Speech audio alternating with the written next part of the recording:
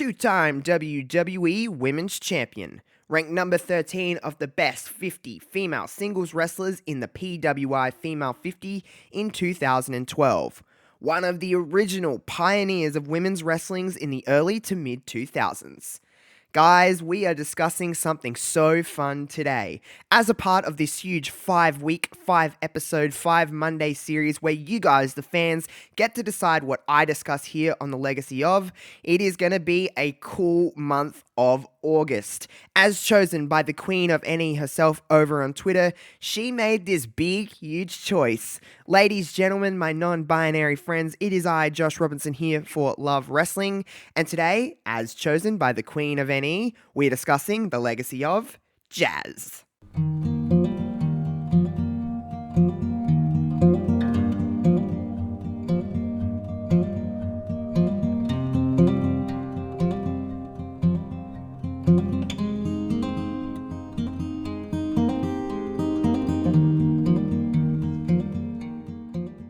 In 1999, the wrestling audience was introduced to Jazz, or Jazzmine, in Extreme Championship Wrestling. She debuted in the promotion in the late 90s and would work there until the company went bankrupt in 2001.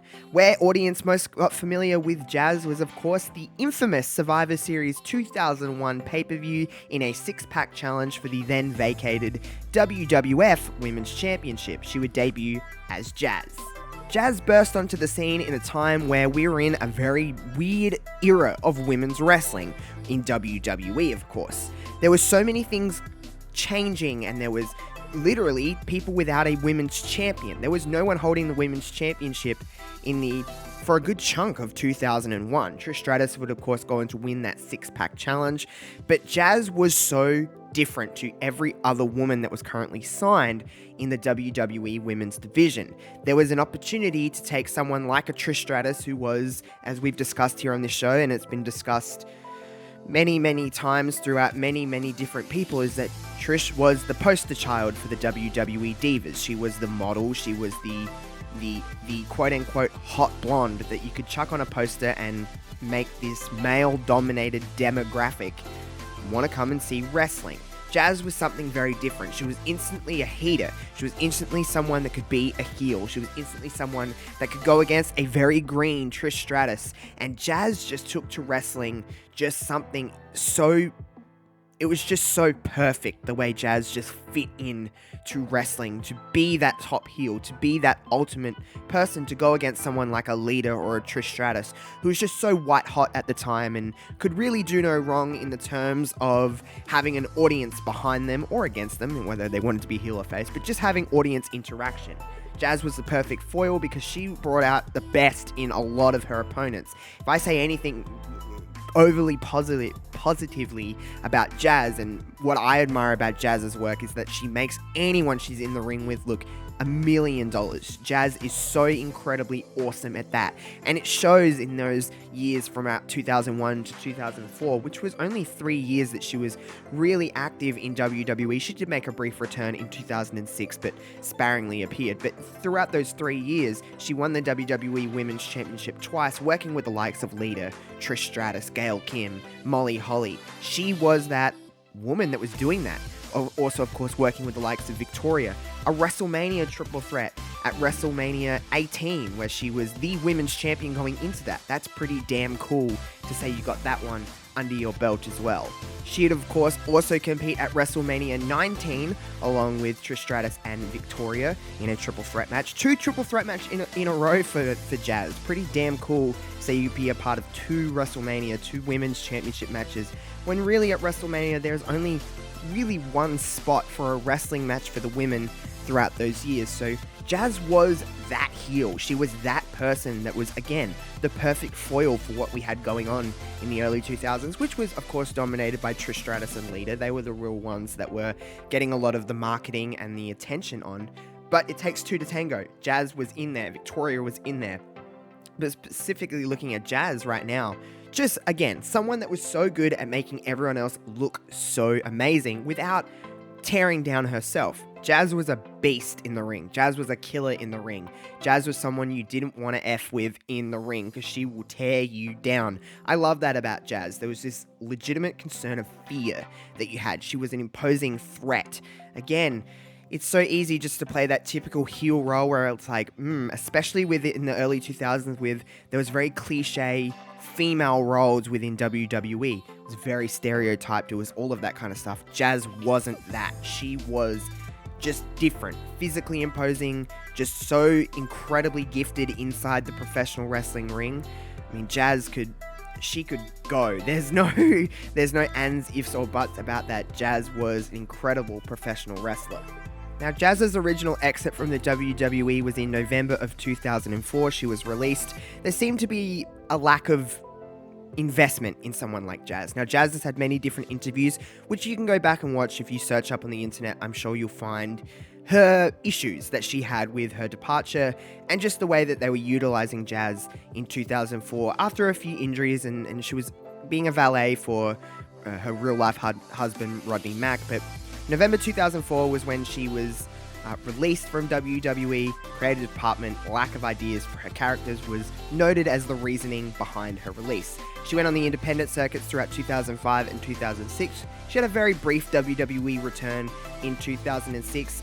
When ECW first came back, she was one of the alumni that came back. She wrestled against Mickie James, if you remember, in 2006. She didn't continue on screen, and she was again released in the early part of 2007 by WWE.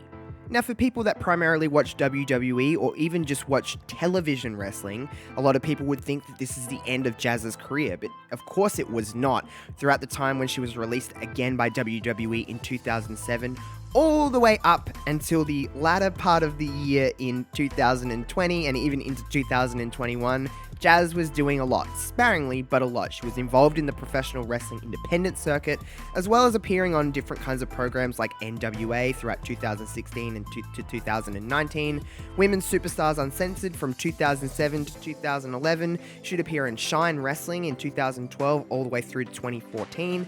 She would even appear on AEW on August 31st, 2019, and she competed in the Casino Battle Royal, taking place at All Out. She, of course, wasn't successful, but it was a big buzz-worthy moment when we seen Jazz on AEW television in 2019. I remember seeing that promo and being like, holy crap, it's Jazz, someone who I don't think gets enough credit for what she did in the early part of the 2000s for women's wrestling, and a real staple of where we're at now. I talk about that a lot. I know I talk about it until the cows come home, but it is something that I truly believe that there's a lot of women throughout that time that just don't get the credit they deserve for what they did for the business. Jazz is one of those. Jazz may be the leader of that when I talk about women that don't get enough credit. Jazz is so phenomenally gifted and so phenomenally talented and isn't really in the conversation of why we're in the space we're in mainstream women's wrestling.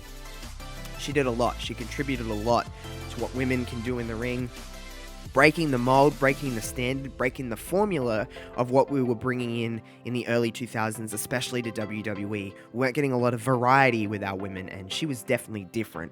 Aesthetically, physically, her in-ring ability was so different to anybody else. Some of the stuff that she could do, that double chicken wing facebuster, oh baby, did that look painful. But of course, like I said, Jazz did many different things. I think what people really remember Jazz for in the last couple of years is appearing on Impact Wrestling. She still appears on it now. She is officially retired from the ring, but she did wrestle a bunch of different matches for Impact during this pandemic time and into 2021. She wrestled so many different people. I'm sure you've seen it all over the internet at this stage in the game.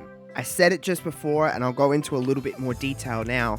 There's a bunch of women throughout the early 2000s and even the latter part of the 2000s, even into the 2010s, that do not get the rightful credit for what they did for where we are now with mainstream women's wrestling, whether it be in WWE or wherever it may be. There's a certain buzz and a certain expectation level that the women are now on. And there's a lot of women that do get credit, and a lot of women we talk about and rightfully get credit. However, there is a very big handful of women that do not get the respect, the credit, and the attention they deserve of what they did for the business and what they did for women's wrestling to get it to the place it is now. When I say Jazz is one of those women, and when I say Jazz is maybe at the very top of that list, I really do honestly mean it. When the Queen of Any, go and give her a follow on Twitter, said that she wanted me to cover Jazz, it was certainly a woman I've wanted to cover since the start of this series. But just going through the list and you're going through, I'll do this person this week, it just hasn't happened. I'm glad that I'm able to focus some attention on Jazz now because, man oh man, just someone that really did a lot for women's wrestling, maybe not even realizing it in the time what she was standing for and what she was trying to achieve throughout her only 3 active years that she was in WWE. I know there was a brief return, but 3 active full-time years in WWE from 2001 to 2004. 2 title reigns, 2 WrestleManias, 2 Women's Championship WrestleMania matches, I may add, and working with some of the biggest and best names in women's wrestling throughout that time, and being the perfect foil for someone like Trish Stratus, who was ever so green in that time and needed someone who could guide her through all so gracefully and also elegantly. And Jazz was the only and the perfect choice to do that, to make someone else look like $1 million and still looking $1 million for themselves in the process. I have all the respect and admiration in the world for Jazz. And let's shine a light on Jazz. Let's do that. Let's make sure Jazz knows how great she was and how great she continues to be in Impact Wrestling. And I just think the world of Jazz. So if you're listening to this right now, watching this right now here on YouTube, tweet at Jazz and tell her how great she is. I think it would be a very nice thing to do, even if it's on the post of this tweet. I want to hear your thoughts on Jazz and what she did for women's wrestling in the early 2000s and up until now, because she changed the game, man. She changed the game. That's going to do it for the first Fans' Choice episode of the month for the entire month of August. That's right, 5 Mondays in August. You are getting a Fans' Choice legacy of. This week, of course, like I stated, was the Queen of Any. Who will get next week? Stay posted to Twitter. You will know exactly who is going to have the opportunity to choose next Monday's episode. You'll know it before the end of the week on who will be choosing the next legacy of. It might be you. Yes, you watching this video right now. It might be you. Stay posted to your Twitter, viewer, because it could be you. My name is Josh Robinson. You, of course, can follow me on Twitter at JoshRobinson_00.